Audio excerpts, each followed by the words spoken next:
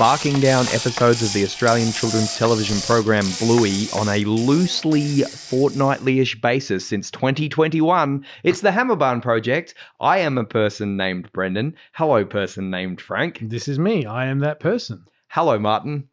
Hi, Brendan. I'm glad you did it. Yeah. No, the jury's out. He might be a robot. It's possible. It still Could could be some kind of cyborg blend. I've seen that. AI. I've seen that Matrix film. It's all possible. Yeah. Martin's seen it a little too many times. I'm worried. Suspicious. I'm worried it's like coming home to him. This episode of the Hammerbarn Project is called Shake It Unlike a Polaroid Picture. But you guys know me. You know how much I hate wasting time. Affirmative. Should we bark down an episode? Should we get our speedy skates on and say to Martin that he's let me save you there. What the hell's a speedy skate? Oh, Where did that come from?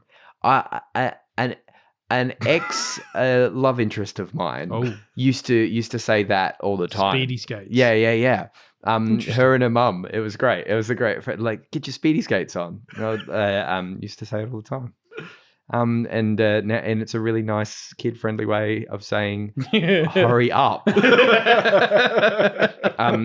Which as you can imagine, I've heard it a lot in my life.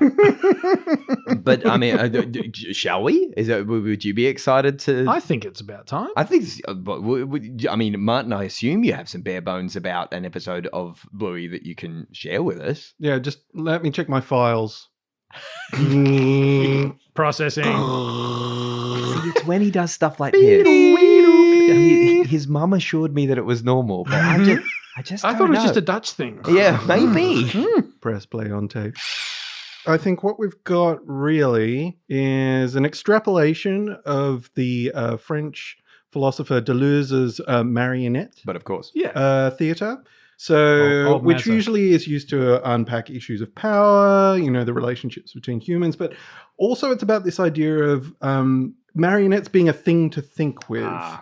We can't really think in isolation. You're never really alone when you're thinking. Thinking always starts in the middle, in the interbeing. So in order to do philosophy, you really need a partner, a double, to rehearse characters and concepts, perhaps even conceptual personae. Ain't it the truth? Oh, Maz. Maz is on it. You got him? Yes! You got him, my aim. No, you got me. It's So not, it allows it's not hard to break his It allows for a new type of thinking by engendering unexpected deviations, variations, and differences.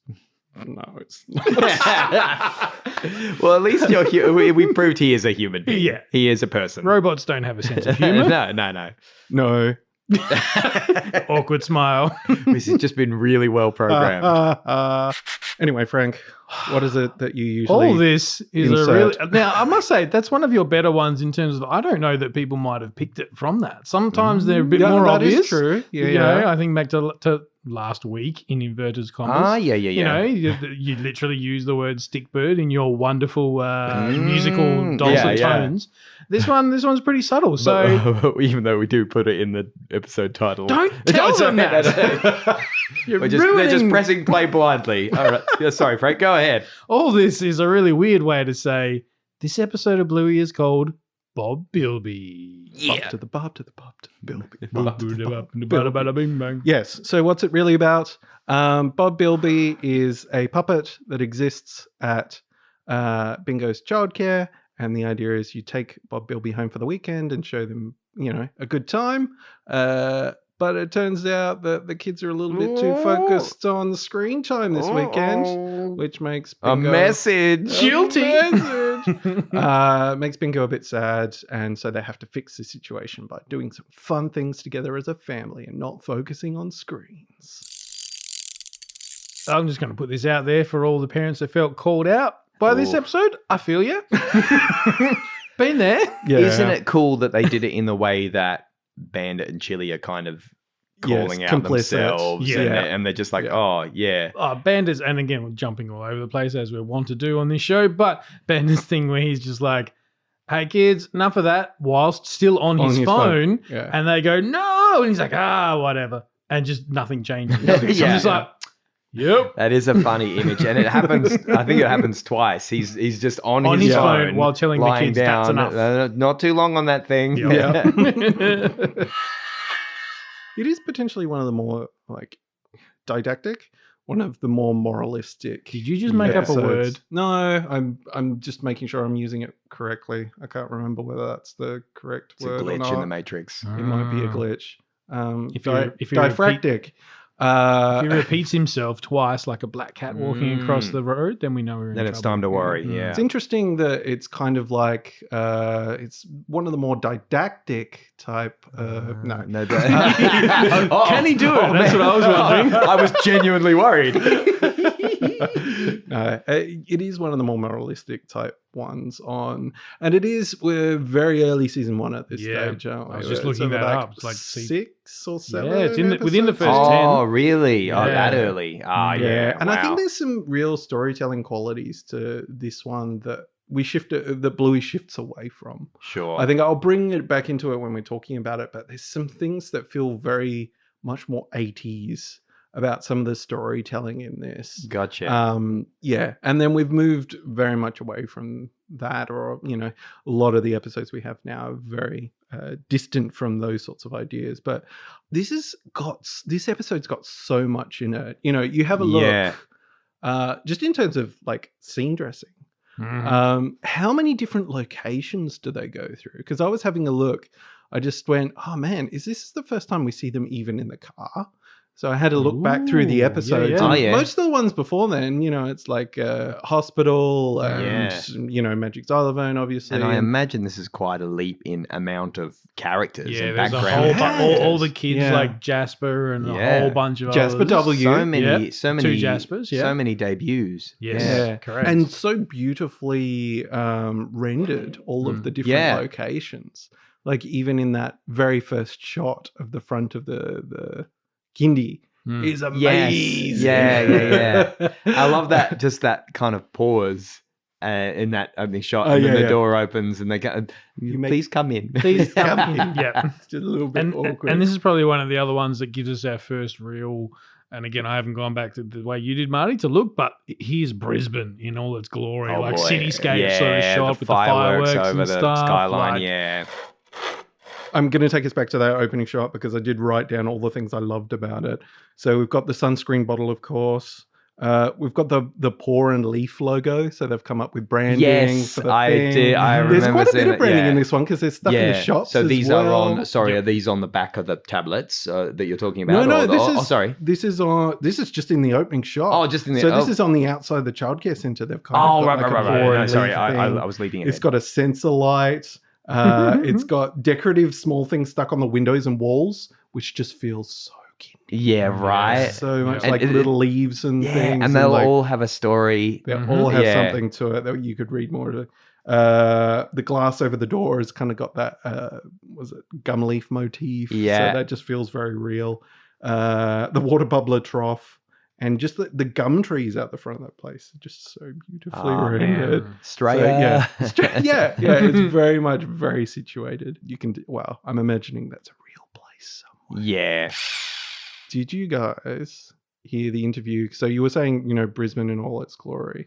Did you find the interview with Anne Kerr talking to the Bluey's Brisbane? That's on my list to listen to. I haven't actually listened to it.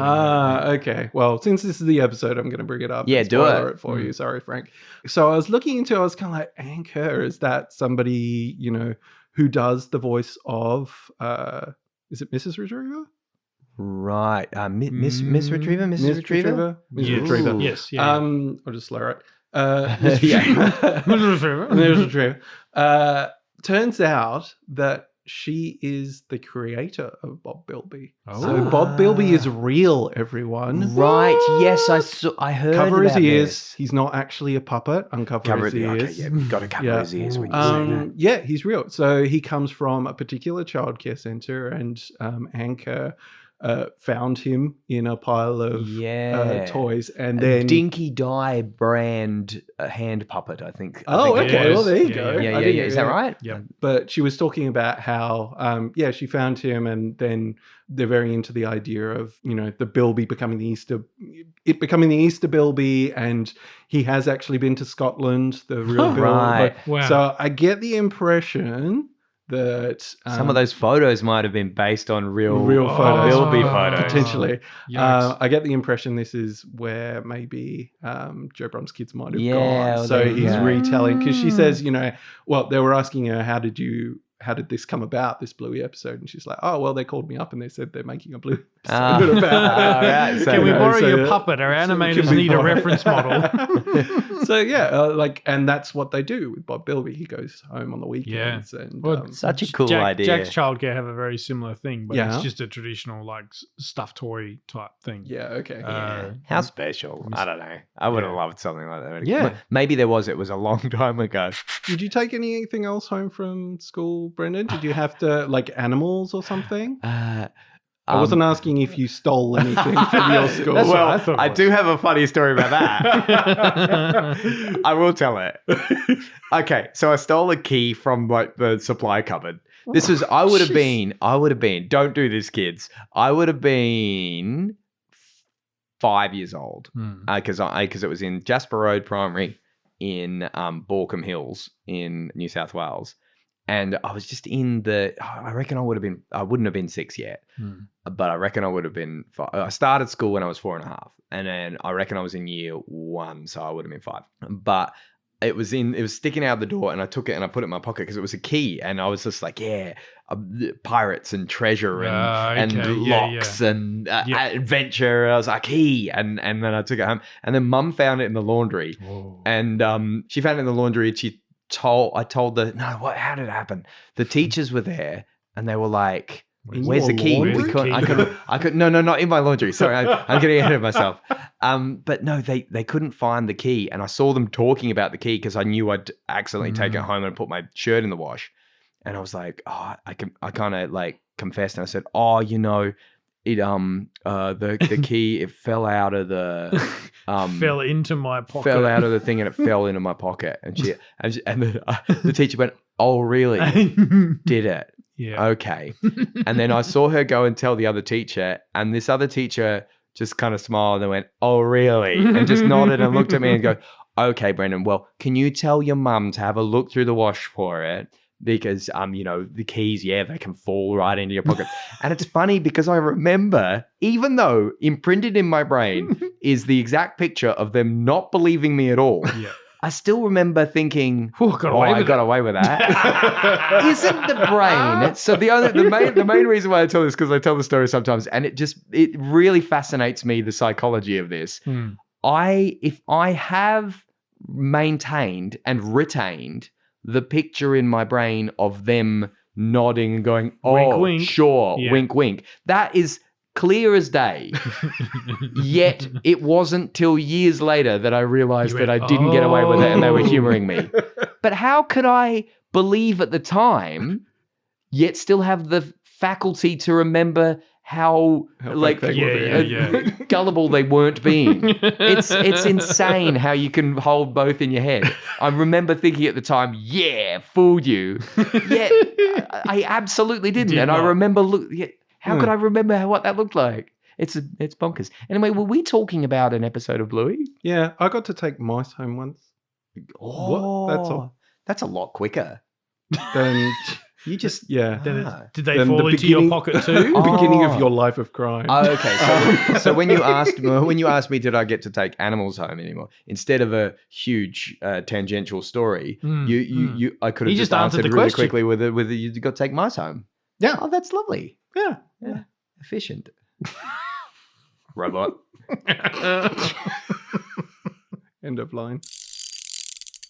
Better look out, Marty. That mice knows karate.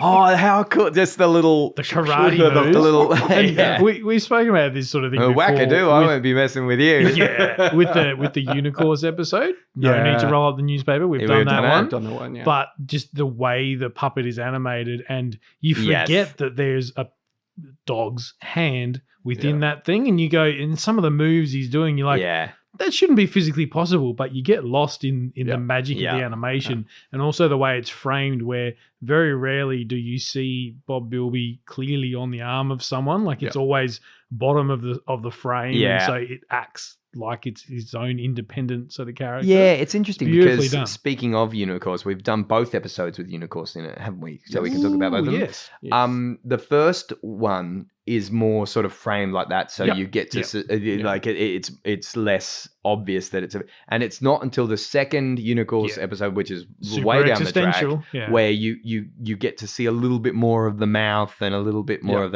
and that's when you brought up your Jim Henson. Nobody cares about what the bearded man is doing, so you slowly start to reveal more of the reality of it, because it doesn't really matter. You still still captured. Yeah. And it kind of it shows their evolution towards it, really, doesn't it? They're just kind of like, oh yeah, we can get away with a bit more.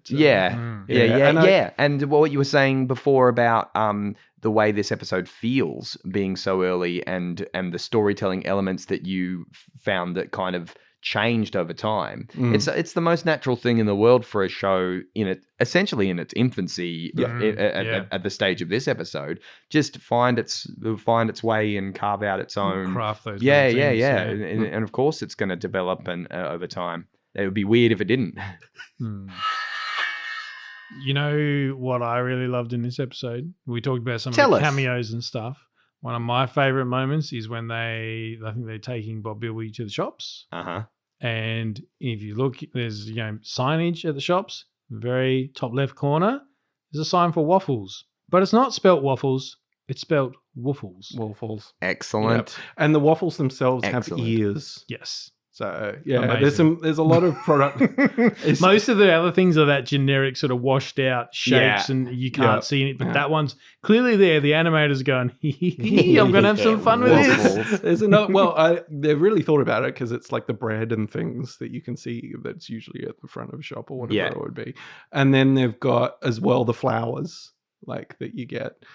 One of which is there's a couple of flowers with the prices on, and then there's one that just has a sign and it's bark, which is of course another dog pun. Hey, they're good. They're good. The shops is an amazing sequence. It's got the shiny floor. It's another place where that floor tells the story. We always end up talking about the floors. But and I love that there's somebody's left their drink, like their bubble tea is just at the on the edge at the bottom of the shop.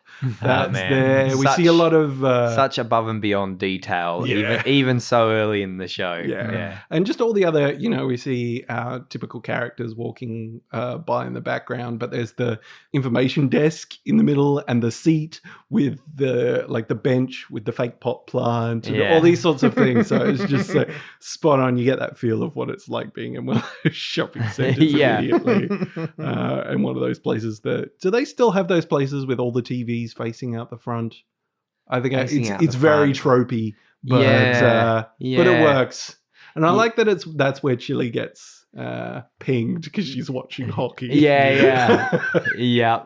That's such a hockey mum. It's funny. I suppose it's just the way TVs are sold has changed. I don't know. They're always at the back of the. It's because they're so big guys. Like you have to have a massive window front. You can't fit in the window. You get one.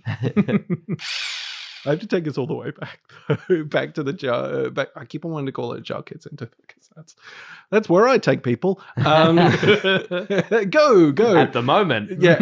Exactly. Go. Get your germs. I love that it's Jasper W. Yeah, that's Jasper W. Thing. Yeah, it's like there might be two Jaspers, so that's a Jasper W. Naomi's actually Naomi V at the current time at childcare. Not Naomi W. Oh no, sorry, we had that discussion last week. Sorry, that was last week. But so that just very quickly situates it. Just the idea of people getting initialized. Yeah, so but, good. Oh no, we've got to talk about like all the other stuff that's in the childcare center. Like the bugs in the acrylic, and the book racks where the covers face forward. Yes. You don't think about it. You're like, oh yeah, of course, because that's what you have your picture books and stuff like that. So it's not a bookshelf. It's a book I think display. even it's not actually books in there. It's kind of like people's pictures or something. Sure. So maybe this is, See, like working at a school, I gloss over all that because I see that stuff when I go out to classrooms and stuff. This is normal. That's how you display books, isn't it? Like... And the fact that, they've got the basket racks and things and the countertop's really low. And once again, it just really situates you. It's really nice. I have to talk about long dogs though. Plural. Yeah, because I feel like there's about 3.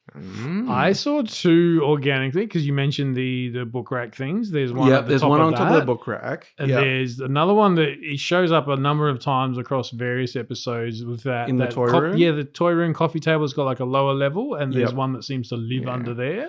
Where's the third one? I feel like I can see one in the pile of laundry in the laundry as well. So I think that might be a reused asset from somewhere else. I think there's another one where it was said, like this is the 3-dimensional. Maybe when we did Daddy Robot, it's the same one that's kind of in there. So they've used it as a background. Yep. Once again, we're saying it's very early, so they haven't set it up as a kind of motif as of yet. But yeah, multiple long dogs. Spoilt for choice. Does that apply? Does that phrase apply? Not really. I just wanted to say it. I do love the tablet with the big rubbery edge. Yeah, the same. We've got one of those for Jack. Exactly the same. And now's probably a good time to bring up what I accidentally jumped ahead and brought up to, but the actual branding on the back of the tablet. the tablets and stuff. Is it unless it's a dog book. Yeah, of course. It's so good. such a cool touch. I just want stuff with that branding now. Yeah. As you have a little. Surely somebody's made that on the back of a. It'd be a sticker that you. Would they do it official? They should do an official iPad cover or something with the thing on. Just in the blue or the orange or halfway in between. Yeah. That would be good. Don't give Disney any more ideas to make money. Speaking of Disney ideas, right at the end with the... Am I jumping too far forward? Jump all over the place. He likes to go sequential. Us, not so much. Yeah. I have the notes. They go sequentially. There you go. I saw your face after I said that, and you just looked down. I was like, I think I've offended him. And then I was like, that was you processing how to make that joke. It's great. Syntax error. The during credits nose picking. Yep. I think they might cut out the mouth bit. I think that's where it cuts it, because even on the Australian version, that's as far as it goes. Oh, right. But you reckon in the American one, No, I think I might have read that there's some editing around the nose picking, I think. I don't know. Yeah. Is it better or worse to have him just still twisting and going up there? Like, extend that bit? So funny. Sure. And just that awkward point just before the title card when Bandit, when they meet and Bandit's just like, oh. Yeah, what are you doing there? It's a bit of a for real life, though. The amount of times you encounter other people's kids. Hello. Yeah. This is about as much I know about how to interact with you. Yeah. This is as interacty as I want to get with you right now, child who is not mine. No less, but probably no more. I don't know. The ball's in your court. And I feel like Bandit has multiple interactions with that nose-picking kid, doesn't he? Yeah. It reappears. It's a bit of a running joke. I swear there are other episodes. So this might be the first time we've encountered it, though. But I can remember one specifically, and I can't... I feel like I've seen others. So we'll see. We'll see. For that kid and Bandit. It's a running gag. Even just as a thought, would be hilarious. And every 5th episode, it's just he runs into this kid. Just kind of has to step around him. That for real life moment in there of Bingo running full tilt and like crashing into, running hug. Yes. Yeah. Jack does that to me to the point where I'm like, I've now learned to brace myself because he's managed to knock me over a couple of times. Boy. I'm like, here he comes. All right, get ready. There's a piece of furniture there. Like I'm aware of my surroundings because he just doesn't stop. If you do that to someone, you are the crumple zone. That's right. Yeah. It's just he doesn't understand the physics of it. He just goes, Daddy's invulnerable. I'm going to run at him. The rest is his problem. And I'm sitting there going, I don't want his face to like hit my collarbone sort of thing. And you try and angle it. So, that for real life moment hits me literally and metaphorically. I gotta watch out. Yeah, you gotta watch out for kids because they can also be crotch level if you're not like kneeling down or anything like that, and they're coming for you, and you're too late. Oh boy! Like, oh man, you gotta look out. But yeah, the run and hug at the end of a childcare or like kindy day, that's a for real life. I'm just so excited to tell Dad about the fact that Bob Bilby, who's his name's Bob and he's a Bilby. Yeah. Such a kid way of describing and it. Bandit, it's so nice. I mean, like, I'm not at all surprised that Bandit's on board straight away, but just the way he goes, "Oh, hi," and just to meet Shakes his hand. it's so nice. Well, possibly my favorite line. Ooh, there's a couple. I mean, it's timeless, this line. Like when they do we go there when they have the moment where they've realized oh wow that line they've realized that they're all just photos of them on screen. Yeah. And am I racing ahead? Can I just you mentioned the photos, can I drop in one thing about that? Sure. When they're looking at all the other, and they're going to Scotland and all these places and stuff, all of them have different coloured tape that they're used to stick in the books. That's cool. Right? But then when they get to the healer photos of them being on screens, it's just all like clear, brown, colourless tape. Until when they put in the fun photos, it's all, which you only see a couple of at the end when Bingo's presenting it. Then it's this one's blue and green stripes or whatever it is. And I'm like, there's a detail I hadn't noticed till, about just 7 minutes ago when we watched this show. If there's an opportunity for storytelling, I'll just throw everything at it. Like, why do a thing when you could do it and tell part of the story with it? Yeah, it's brilliant. So yeah, sorry, you were saying. No, but you have that moment, and it's the emotional thing of the episode because Bingo gets quite upset. Yeah. Tears up, runs and hides behind a tree, and looks outside, and Bob Bilby's still there, propped up, looking at the screen. Like, obviously, it's a funny shot, and they've just left Bob there. But there's the vision of still watching the screen, still not getting it, and then poor Bingo's just distraught.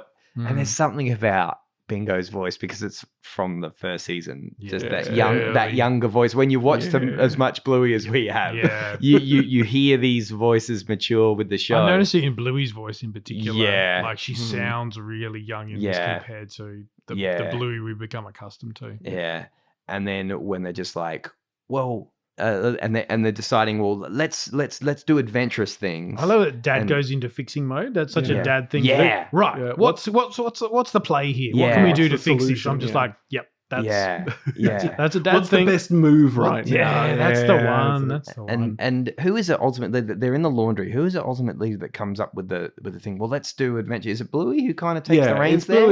Bluey is like, I have an idea. I know that he only does stuff that we do. Yeah, he just copies us. Yeah. It's very impressionable. Let's do fun things. So we just have to do fun things. But which is poignant in and of itself. You know, it does it as a puppet.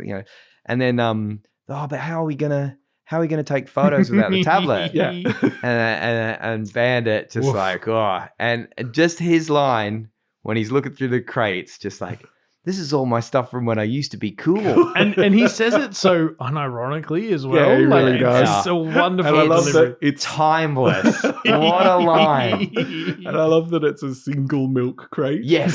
That's all it's his a milk stuff. crate, and that's all the stuff. And it's stored in the shed with the surfboard that he probably never uses anymore. Now, this is my question to you guys. Because is it the shed? I feel like it's a garage that they don't have. Because if you look at... I have never thought about You're that. right, actually. When because you think of the when design the of door house. rolls up... Well, it's a garage door rolling up. That? Yeah, Wow. see? They got you. Magical... It's like the Simpsons magical fireplace. Yeah. Because, when the door rolls up as reality. well... exactly.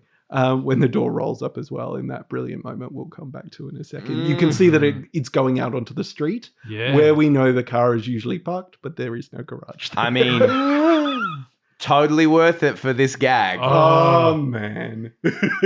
You know how there's lots of GIFs on all your social medias of On the Bluey. internet? On the internet in general, yes. Most of them involving cats. But we're talking about dogs here. There are two from this sequence we're talking about that are just that are among the most common. Chili, the reveal of Chili on the bike, leaning back on the bike. Yeah. Are you ready, Bob? Hot flushes, let me tell you.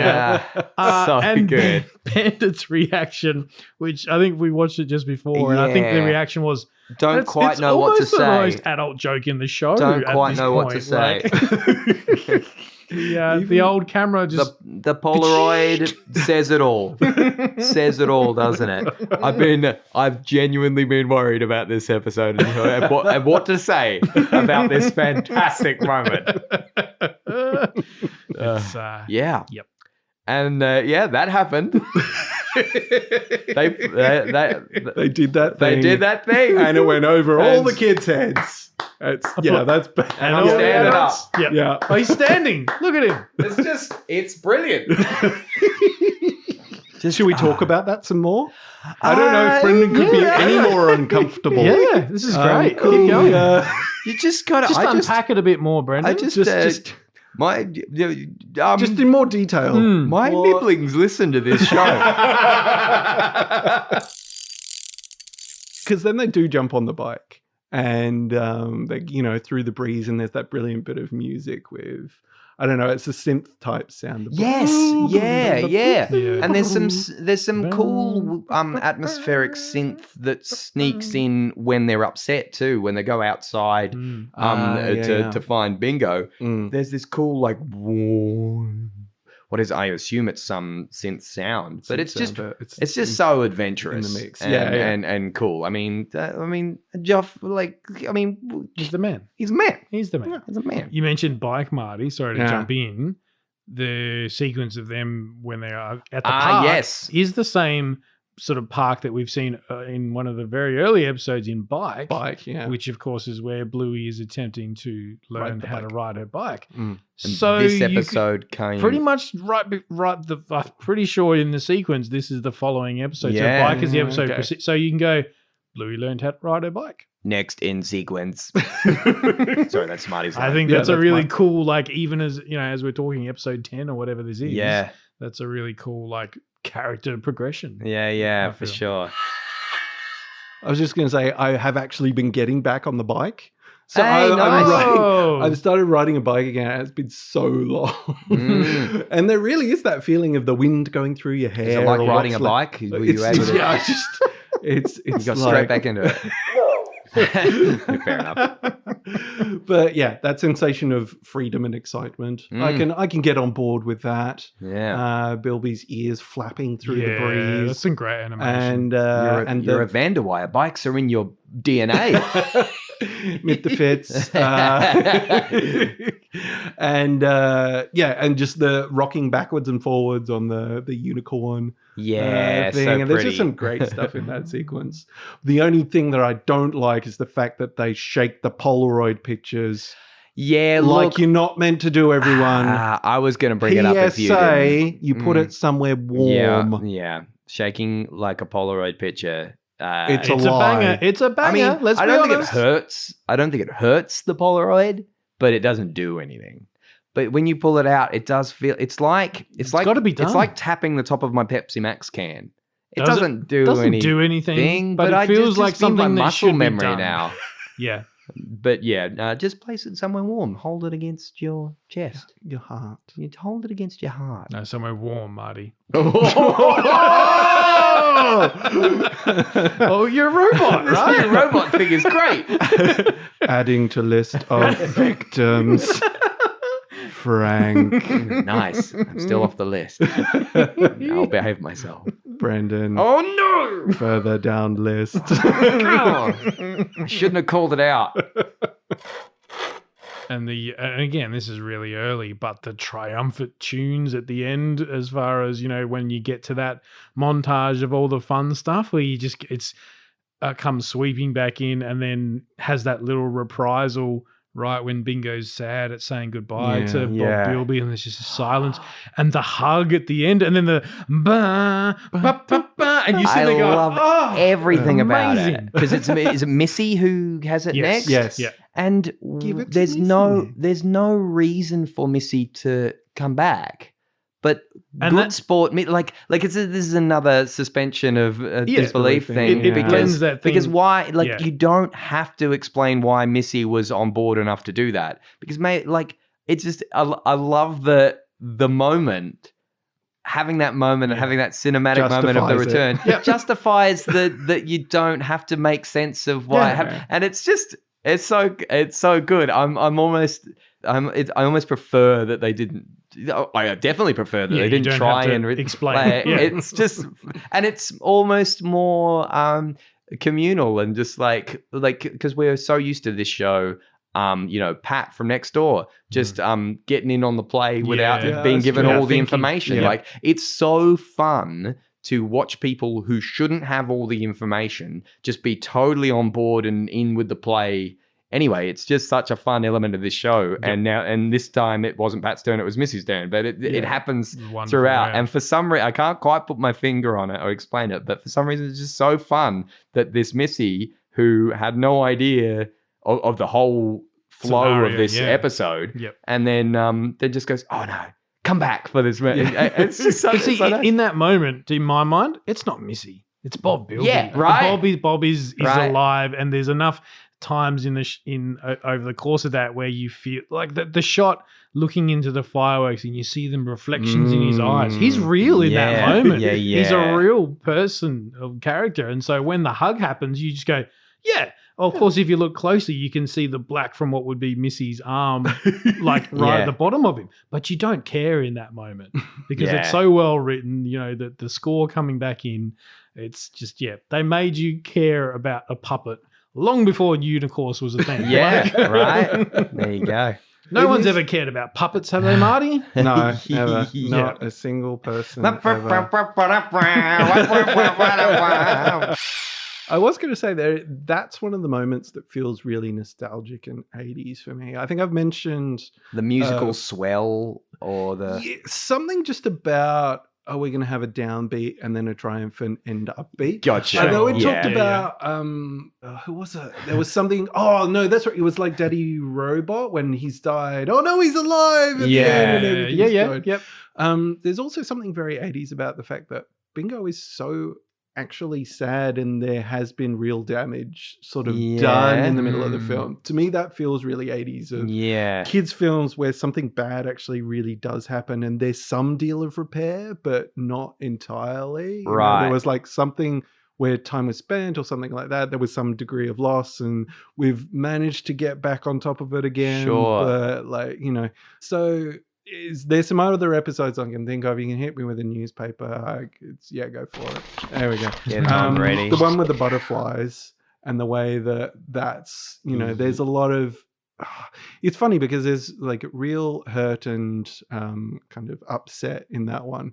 But it's different from the way that upset and hurt is dealt with in something like Stickbird. So it's just really interesting. It's just... the way that it maybe fixates on those things a little bit more. Not entirely sure. Anyway, I'm still trying to rationalize it. But there's just a few of these early episodes where it just kind of feels, I don't know, maybe a little bit just more tropey. Gotcha. Just a little bit more formulaic in the way that it works around these things. So maybe that's why the triumphant moment to me is... And in the just chronology of the show as it progresses, it probably makes sense. It makes a lot of sense. It's 100%. You can sort of see them. And I think about that as well with even just having Bob Bilby and then Unicorse, like the moment where it's, oh, you got to cover his ears because you can't know he's a puppet. And how that links into puppets, like the episode Puppets, like that's just extrapolating that whole one sentence. That concept of a puppet realizing they're a puppet. So it's, I don't think any less. No. It's just interesting to see the way it has changed and looking back now how we can go, yes, it has progressed so much and this is why it feels so different from other shows. We should we spend a moment talking about what a Bilby is?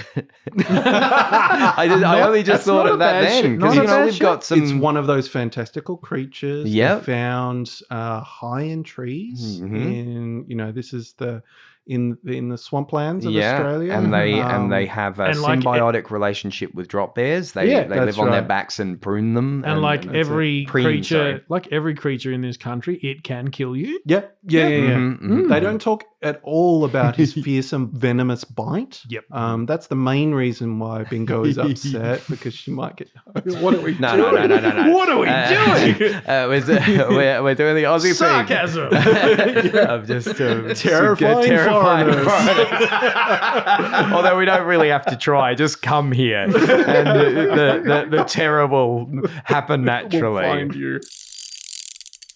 But Bilby's they're marsupials, aren't they? They're kind of like mice, like a marsupial mouse sort of thing. And I think they're still quite endangered. Yes, and very much so. Endangered, but in they're the wild. freaking awesome and adorable. And if you sort of think you've got like a rabbit at one end of the scale and then like mice at the other, Bilby's kind of fit in between in terms of their size and the features. They've got the longer ears of a rabbit, but they're sort of quicker on their feet like a mouse would be. As adorable as they sound. And can you remember the Easter Bilby? Can you Yes. remember? When we were in primary school, I think it kind of came on the scene in the mid-90s.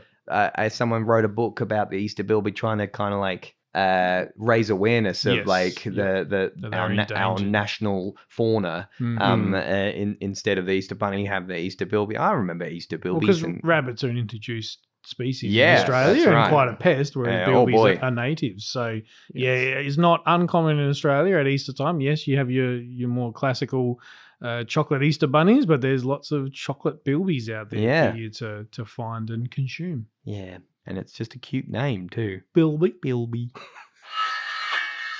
I do actually have some. I don't. Yes, it's been too long. Naomi's picks.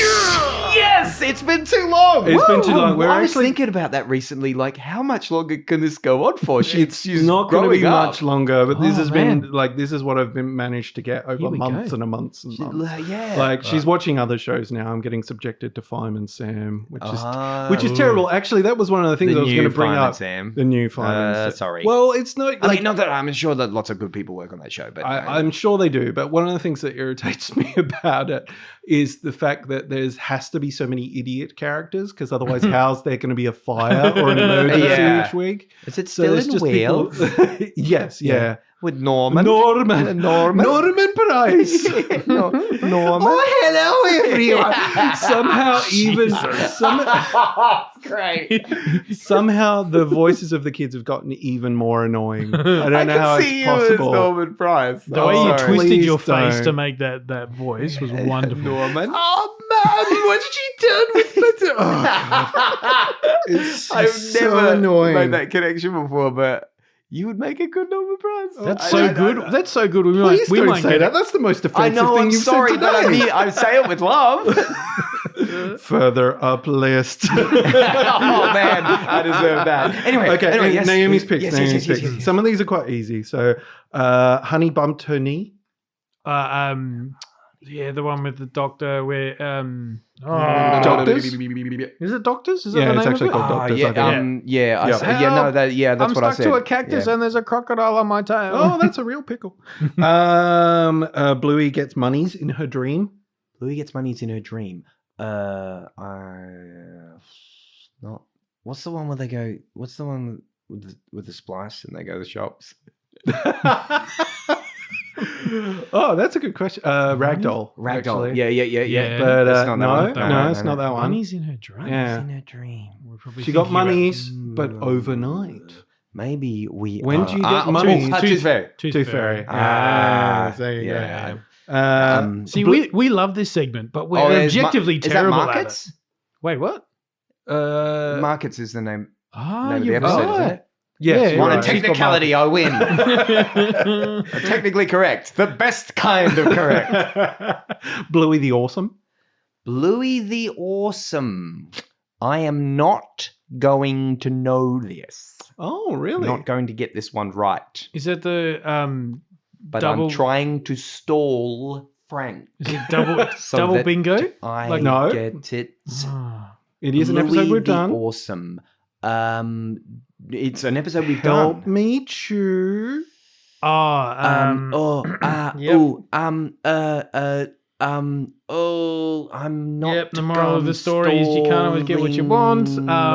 You can't. She's got a sandwich stuck to her. That's right. Oh, I should really know this. Wow. What's the name? I can picture the Frank's episode. Tina. Tina, of course. Tina. Does that count? Yeah, good. No. I've done it to myself to remember again. why we haven't done this in a while. Because we're terrible at it. It's embarrassing. You're great, Martin. This is and even Naomi, you're great too. The problem is me. I've done it to myself again. I've written down corn. I have no idea which episode that is.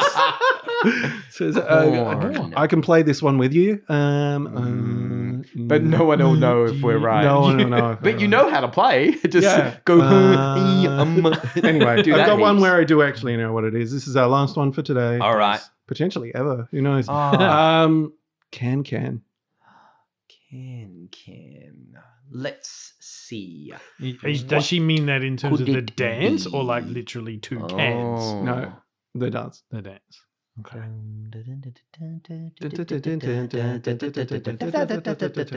Don't do that. I can do Okay, the. sorry. I can do the can. It's sheepdog Oh, of course. because Bandit offers to do the can in order to distract them. Yeah. Yes. Yep. Yeah. So, who won? Not us. The listener? No, That's debatable. That's definitely not the case. Can we quickly check our inbox? Is that a good idea? Let's do that. Let's do that. There was one I remember. From whom? So this is from our mate Owen. Yes. Who writes in basically What was the subject The subject line? of the email was sleepy time. When? Question. Yeah. Also, P.S. I love you Very guys. good question. Good on you, Owen. Thanks so much, man. And that was just the subject line, wasn't it? Yeah. So essentially, that was they do sort of go on to ask the question about, hey, Sleepy Time's a great episode. Why you guys haven't done it? Yes. Well, and to be fair, can that's I- a tough episode to. But can I hint at what we were sort of thinking? Yeah, go for it. When we started this podcast, what was the percentage rating of Sleepy Time on IMDb? Good call. It was like I think 9.8 out of 10 type thing in terms of. Because I thought it was like the 10 rating, wasn't it? Was it like the? Yeah, but it can change depending on as more people vote. But Oh, I think at the time, at some point, wasn't it? It was wasn't considered like a 100%. perfect 10 on IMDb. Okay. And then as other people have gone on and, had their influence on the vote and that sort of thing. Yeah, I feel like I remember looking and it was like 100% at one point. And so that was in my head as 100%. That was interesting. Maybe Owen can read into what they like the number there as to what 100. Maybe. Who knows? Things can change. Well, on that, I think if you were to look now, there is another more recent episode that might have just pipped it at that Oh, dear. percentile. Oh, I see. So- Might have gotten the century. Is that Here what I you're was. suggesting? Yeah, very good, Marty. Thank you. Martin made that He's on joke. it. Yeah, I did. He's on it. I'm eh? going to stand up again. Raise your willow.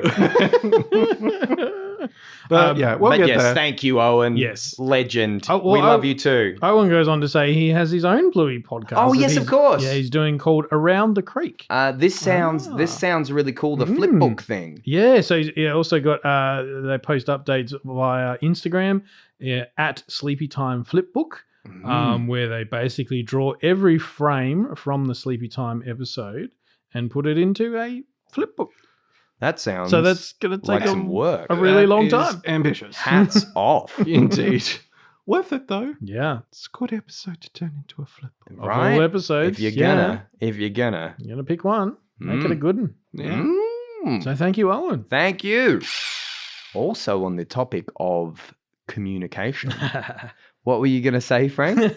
So we had a bit of a self-imposed break, as was noted by some people. So when we put up the Stickbird episode previously. There was a bit of celebrations from some which people was on very, the internet, very which was nice. great to see. We didn't mean to keep you long. Yeah. So people were glad that we were back. But it was pointed out to us by one of our overseas listeners. They just went, "Oh, Stickbird, that episode's not available in the US. I'm really glad you guys are back, but I still can't listen to it because spoilers. it's considered spoilers." What a jerk move. So we're sorry. Accidentally keep you waiting a month and then go, "Hey, we're back. Here's something you can't listen to yet." Sorry, did not think about that. So no, I did apologize. Season 1 episode. Yeah, I did apologize on behalf of the show, and they're like, no, like really, it's fine, but please continue to post more episodes. We will. Ooh, you're looking a bit blue there, Brendan. Are you cold? Well, it's a little chilly, but I was going to say we're heading into summer, so that doesn't work. So maybe I'll go straight into it. I'm not looking blue, but I'm looking at something blue, i.e., some credit where it is blue. The blue that is. Yeah. You can just say the name of the segment just straight up. Credit where credit's blue. There you go. This week goes to, in the sound department, Samuel Pankhurst. Hooray! Thank you, Sam. Thank you for what you do. Sam looks like they had been part of the sound department early on, and I took some of the other stuff that Sam had done, which I thought sounded pretty cool. This year, actually, came out, and I'm going to butcher the pronunciation. I'm so sorry, but it's a short called Duwara Wujara.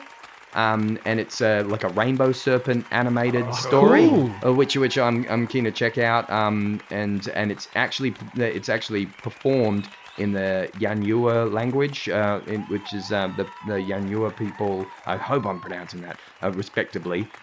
In the Northern Territory, in the Gulf of Carpentaria area, which I thought it was really cool that people are making shorts in traditional languages, which is I thought was really cool. So good on you, Sam, and thank you for everything you do for Bluey, and credits where credit's blue unto you.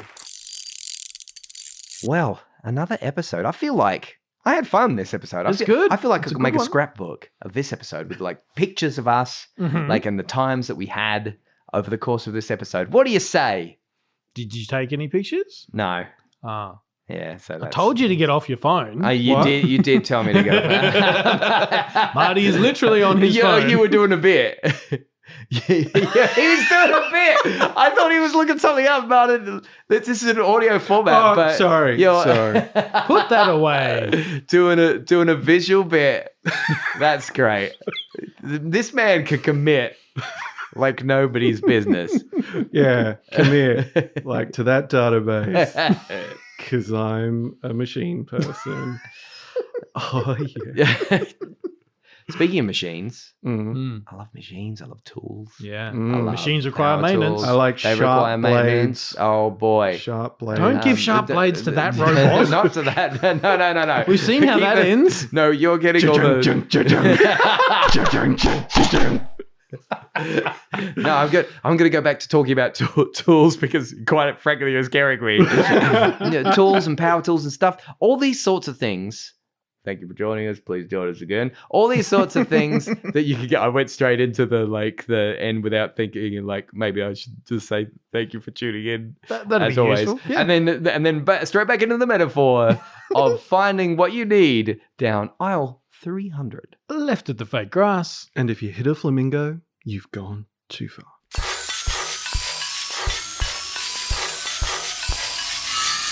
Created and produced by Frank, Brendan and Marty. You can follow the Hammerbarn Project on facebook.com/HammerbarnProj, at HammerbarnProj on Twitter, or Hammerbarn_project on Instagram. Theme featuring Nibblings, Kaylee, Jade, Ashley and Reese, and PA announcements by brother-in-law, me, Josh. Thanks for listening, and remember to get down to Hammerbarn for cheap shovels.